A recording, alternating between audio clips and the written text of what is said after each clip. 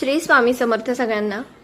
आज हनुमान जयंती, शक्ती, बुद्धी आणि भक्तीचं प्रतीक असलेला पवनपुत्र हनुमानाचा आज जन्मोत्सव आहे। आपल्या घरातील नकारात्मकता दूर व्हावी किंवा मुलांची प्रगती व्हावी आणि कुटुंबामध्ये सुख शांती नांदावी असं आपल्याला सगळ्यांनाच वाटत असतं। पण मग आजच्या दिवशी म्हणजे हनुमान जयंतीच्या दिवशी मंदिरात जाऊन काय करायचं, कोणते प्रभावी उपाय आहेत जे आपल्या कुटुंबाला सुरक्षित ठेवतील, मुलांभोवती किंवा आपल्या कुटुंबाभोवती त्याचं संरक्षण कवच निर्माण होईल।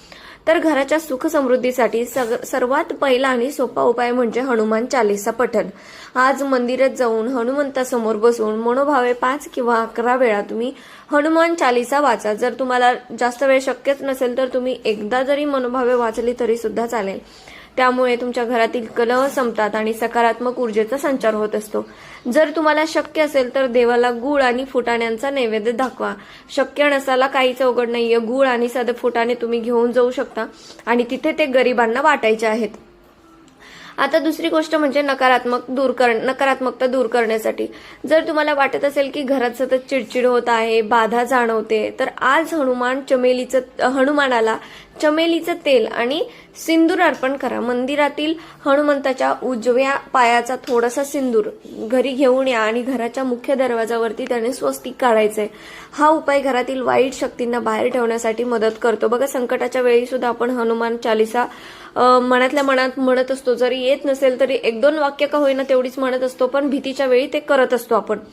तिसरी गोष्ट म्हणजे मुलांच्या भवितव्यासाठी, मुलांच्या शिक्षणात किंवा करिअरमध्ये अडथळे येत असतील तर आज मुलांच्या हातून हनुमानाला तुळशीच्या पानांची माळ अर्पण करा।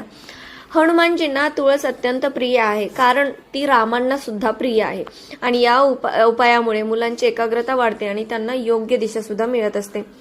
आता चौथा उपाय म्हणजे संकटातून मुक्तीसाठी काय करायचं, तर खूप प्रयत्नानंतरही तुमची कामच होत नसतील तर आज संध्याकाळी मंदिरात मोहरीच्या तेलाचा दिवा लावा आणि त्यात 2 अख्ख्या लवंगा टाका।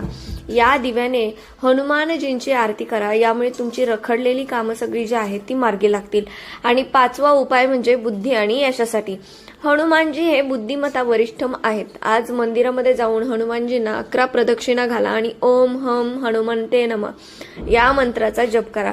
यामुळे तुमचं मनोबल वाढतं आणि जीवनामध्ये यश मिळवण्याची जी शक्ती असते ती मिळत असते। तर हे जे काही छोटे छोटे उपाय आहेत ते तुम्हाला आजच्या दिवशी संध्याकाळच्या वेळी तरी तुम्ही जाऊन केले मंदिरामध्ये तरी सुद्धा चालतील। हे उपाय पूर्ण श्रद्धेने करा। जिथे राम नामाचा जप होतो तिथे हनुमानजी सदैव पाठीशी असतात। तुम्हाला ही माहिती कशी वाटली मला कमेंटमध्ये सांगायला विसरू नका आणि जय हनुमान जय श्रीराम घ्यायला विसरू नका। श्री स्वामी समर्थ, श्री गुरुदेव दत्त।